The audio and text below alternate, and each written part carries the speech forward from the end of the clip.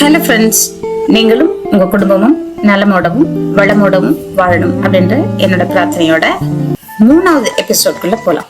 யூஸ்வலா வீட்டுல ரொம்ப சிம்பிளா சமைக்கிற மெத்தட்ஸ் என்ன அப்படின்றது வேலைக்கு போறவங்களுக்கு நல்லாவே தெரியும். அந்த மாதிரி சில ரெசிபிஸை உங்களுக்கு நான் பேசும்போதே ஷேர் பண்ணிக்கிட்டே வரேன். உங்களுக்கு யூஸ்ஃபுல்லாக இருக்குமான்னு பாருங்க. எஸ்பெஷலி இப்போ புதுசாக குக்கிங் ஸ்டார்ட் பண்ணியிருக்க யங்ஸ்டர்ஸ்க்கு மேபி இது ரொம்ப யூஸ்ஃபுல்லாக இருக்கலாம். ரொம்ப ஃபாஸ்ட்டாக பண்ணக்கூடிய ரெசிபிஸ் இருக்கும். அது வெஜ் நான்வெஜ் எதாக இருந்தாலும் என்ன சாப்பிடலாம் அப்படின்ற நம்ம சேனலோட டாபிக்ல இட்ஸ் நாட் தட் நம்ம வெளியில போய் மட்டும்தான் சாப்பிட்றத பத்தி நம்ம பேச போறோம் அப்படின்றது இல்லை. வீட்டுல கூட என்ன ஆரோக்கியமான உணவுகளை சாப்பிடலாம் அப்படின்ற விஷயங்களையும் நிறையவே டிஸ்கஸ் பண்ண போறோம். குறிப்பா வீட்டுல சக்கரவள்ளி கிழங்கு நான் நிறைய வாங்கி வைப்பேன். அது அதோட யூஸ் எனக்கு ரொம்ப நாளா தெரியாம இருந்தது. என்னோட தம்பியோட வைஃப் தான் அது எவ்வளவு யூஸ்ஃபுல்லான விஷயம் அப்படின்றத சொன்னாங்க. ஆக்சுவலா இது சுகர் பேஷண்ட் சாப்பிடலாம் அப்படின்றது தான் ரொம்ப ஆச்சரியமான விஷயம். அது ஸ்வீட்டா இருக்குன்றதுனால ஆக்சுவலா சுகர் பேஷண்ட் சாப்பிடக்கூடாது அப்படின்னு நிறைய பேர் நினைச்சிட்டு இருக்காங்க. ஆனா சக்கரவள்ளி கிழங்கு சுகர் பேஷண்ட்ஸ்க்கு ரொம்ப ரொம்ப நல்லது. அதனால தாராளமா ஒரு நாள் விட்டு ஒரு நாளோ இல்லை எவ்ரிடேயோ கூட ஒரு கப் நீங்க சக்கரவள்ளி கிழங்கு சாப்பிடலாம். ரொம்ப ரொம்ப ஆரோக்கியமான உணவு. எனக்கு ஒரு கப் சக்கரவள்ளி கிழங்கு, ஒரு ஆம்லெட், ஒரு டீ இருந்தா போறோம். கொஞ்சம் வித்தியாசமான காம்பினேஷன் பாருங்க. இந்த மாதிரிலாம் ரொம்ப சிம்பிளா சாப்பிடுவேன். But at the same time கொஞ்சம் ஹெல்த்தியா சாப்பிடுவேன். ஒரு சட்னி பண்ணினேன்னா அது இட்லி சாப்பிட்றதுக்கும் சரி, அதாவது மார்னிங் பிரேக்ஃபாஸ்ட் இட்லி பண்ணா இட்லிக்கும் வச்சுப்பேன். அதையே டின்னருக்கு தோசைக்கும் நான் யூஸ் பண்ணிப்பேன். ஆக்சுவலா வேலைக்கு போறவங்க இந்த மாதிரி குயிக் ரெசிபிஸ் இல்லைன்னா ஒரு காலையில நைட்டு 2 நேரத்துக்குமே யூஸ் பண்ற மாதிரியான இந்த மாதிரி சட்னி, இந்த மாதிரி சில ரெசிபிஸ் எல்லாமே பண்ணி வச்சுக்கிட்டா யூஸ்ஃபுல்லா இருக்கும் அப்படின்னு நினைக்கிறேன்.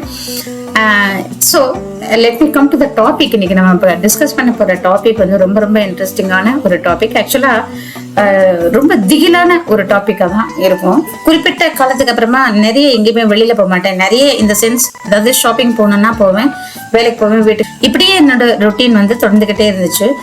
என் பையன் ஒரு டைம்ல அவன் பெரியவன் ஆனதுக்கு அப்புறமா, அவனுக்கு ஒரு 22 வயசு ஆனதுக்கு அப்புறமா என்னை கான்ஸ்டன்டா நச்சரிச்சுக்கிட்டே இருப்பாங்க. அது வெளியில போலாம் வா, வெளில போலாமா அப்படின்னு கூப்பிட்டுட்டே இருப்பான். எனக்கு அதுக்கான நேரம் இருக்கிறது இல்லை அப்படின்றதோட மட்டும் இல்லாம ஆக்சுவலா அதுக்காக பெருசா நான் இன்ட்ரெஸ்ட் காமிச்சதே கிடையாது. ஆனா he took the initiative to take me out. ஒரு நாள் திடீர்னு வெளியில போலாம், கோவிலுக்கு போலாம் அப்படின்னு சொல்லி கூப்பிட்டான். நாங்க அப்படியே கோயிலுக்கு போயிட்டு சாமி கும்பிட்டுட்டு ஒரு கடையில காரை நிறுத்தி பாவ் பாஜி சாப்பிட்டுட்டு இருந்தோம். நம்ம ஒரு இன்ட்ரெஸ்டிங்கான ஒரு பிளேஸ்க்கு போறோம் அப்படின்னு சொன்னான். நான் சொன்னேன், டேய் நான் இன்னும் ட்ரெஸ் எல்லாம் எதுவுமே எடுத்துட்டு வரல, எதுவுமே பேக் பண்ணல, என்னடா இப்படி சொல்ற அப்படின்னு கேட்டதுக்கு, இல்ல நான் உன்னை வீட்டுக்கு திரும்ப கூட்டிட்டு போனேன்னா நீ மறுபடியும் வரமாட்டேன் வெளியில அப்படின்னு சொல்லுவேன். அதனால நாம இப்ப வெளில போறோம், இப்படியே போறோம். ஆன் த வே ஏதாவது ஸ்டோர்ல நிறுத்தி கேஷுவல்ஸ் 2-3 வாங்கிக்கலாம், அது போறோம் அப்படின்னு சொன்னான். எனக்கு ரொம்பவே ஷாக்கிங்கா இருந்துச்சு. நான் ரொம்ப ரிஃப்யூஸ் பண்ண வரமாட்டேன்னு. ஆனா இல்ல நம்ம போறோம் அப்படின்றத ரொம்ப ஃபேமா அவன் சொன்னதுக்கு அப்புறமா சரி ஓகே அப்படின்னு சொல்லிட்டு, எங்கடா போறோம் அப்படின்னு கேட்டேன். கொஞ்சம் பொறுமையா இருமே, 6 to 7 hours டிராவலுக்கு அப்புறமா உனக்கே தெரிஞ்சிடும் நம்ம எந்த இடத்துக்கு போறோம் அப்படின்னு சொன்னா. பட் ஆக்சுவலா அது ஆல்மோஸ்ட் அரௌண்ட் ஒரு 6:30 7 o'clock அந்த மாதிரி இருக்கும். இதுக்கப்புறமா நம்ம எப்படா கிளம்பி போறோம், இதுக்கப்புறம் போகும்போது நம்ம ரீச் ஆகுற டெஸ்டினேஷன் நைட் ஆயிடுமே அப்படின்னு சொன்னேன். இல்ல நைட் ஆனா பரவாயில்ல, நம்ம ஏற்கனவே நான் ஃபோன் பண்ணி சொல்லியிருக்கேன். நம்ம இப்போ சிக்மங்களூர்ல இருக்க ஒரு சூப்பரான ஹில் ஸ்டேஷனுக்கு போறோம். அங்க சுத்தி காடு தான் இருக்கும், நீ ரொம்ப ஜாலியா என்ஜாய் பண்ண போறேம்மா அப்படின்னு சொன்னான். Okay, it's going to be very interesting அப்படின்னு நினைச்சேன். சரின்னு சொல்லிட்டு அவன் டிரைவ் பண்ண ஆரம்பிச்சு நாங்க அந்த ஹில்ஸ்ல ஏற ஆரம்பிக்கிறப்போ ரொம்ப தூரம் வரைக்கும் கார் எதுவுமே இல்லை, எந்த வெஹிக்கிளுமே நடமாட்டமே இல்லை. மழை வேற பெஞ்சுக்கிட்டே இருந்தது, ரொம்ப இருட்டா இருந்துச்சு.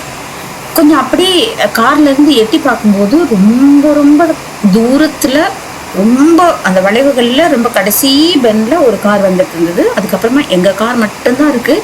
அந்த மலையிலேயே அந்த 2 கார் தான் ஓடுற மாதிரி பயங்கரமான ஒரு திகிலான ஒரு ஃபீலிங்கும் வந்துச்சு.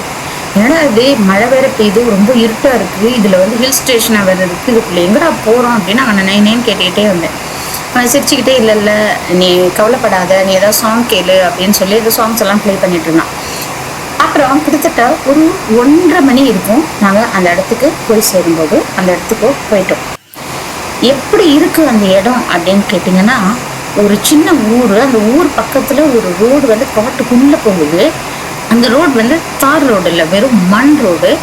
ஒரே ஒரு கார் தான் அந்த ரோடு வழியாக போக முடியும். ஸோ நம்ம கார் அந்த ரோட்ல டிராவல் ஆகிக்கிட்டு இருக்கு. கொஞ்சம் தூரம் உள்ளே போனதுக்கப்புறம் இந்த வில்லேஜில் இருக்க வீடுகள் எல்லாம் மறைய ஆரம்பிக்குது. நாங்கள் கொஞ்சம் ஃபாரஸ்ட்டுக்குள்ளே போகிறோம்.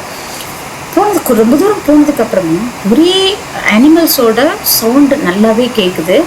இந்த இடம் சுற்றியும் பார்த்தா கும்மிருட்டாக இருக்குது.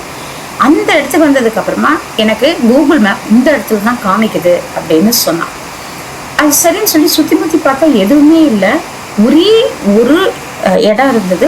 ஒரு பெரிய ஒரு கிரவுண்டு மாதிரி இருக்குது. அந்த கிரவுண்டுக்கு முன்னாடி அதாவது என்ட்ரன்ஸில் ஒரு கேட் மாதிரி இருக்குது. ஆனால் அந்த கேட் வந்து உடன் கேட்டு, அதாவது மரத்தால் செஞ்சு அதை வந்து ஆணி வச்சு அடித்து வச்சுருக்காங்க. அந்த மாதிரி ஒரு கேட் இருக்குது.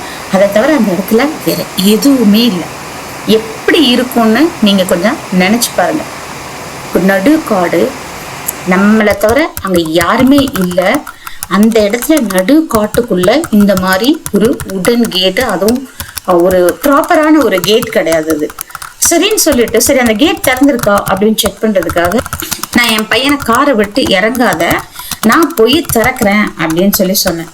சொன்ன உடனே அவன் வந்து ரொம்ப டென்ஷன் ஆகலை. ஆனால் எனக்கு தான் ரொம்ப பயமாகவும் டென்ஷனாகவும் இருந்தது.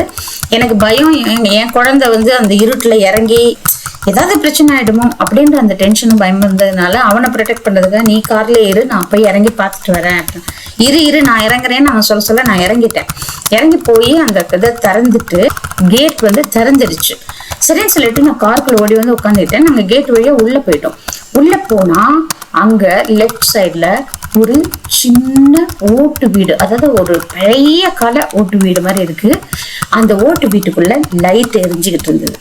ஸோ அதுதான் ரிசப்ஷன் போல இருக்கு, அங்கே யாரோ இருப்பாங்க போல இருக்கு, அதுக்குள்ளே ஏதாவது காட்டேஜஸ் இருக்கும் போல இருக்கு அப்படின்னு நான் நினச்சிட்டு மறுபடியும் என் பையனை நீ கார்ல இரு, நான் போய் அங்கே ரிசப்ஷன் இருக்கான்னு பார்த்துட்டு வரேன் அப்படின்னு சொல்லிட்டு மெதுவாக காரை விட்டு இறங்கி அந்த வீட்டை, அது வீடு தான், ஏன்னா நான் தான் நினைச்சிட்டு இருக்கேன் அது ரிசப்ஷனா இருக்குமோ அப்படின்னு. அது ஒரு வீடு, அந்த டோர் திறந்துருக்கு, லைட் எரிஞ்சுக்கிட்டு இருக்கு.